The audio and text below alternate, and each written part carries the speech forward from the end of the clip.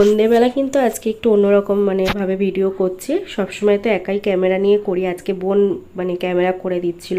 তো যাই হোক, ও তো আর দুদিন থাকবে, তারপর চলে যাবে, আমাকে একাই করতে হবে। আর এদিকে তো বৃষ্টি হয়েই যাচ্ছে, কমার কোনো নাম নেই। যাই হোক, দুজনে ছাতা মাথায় দিয়ে চলে গেছি মোমো কিনতে।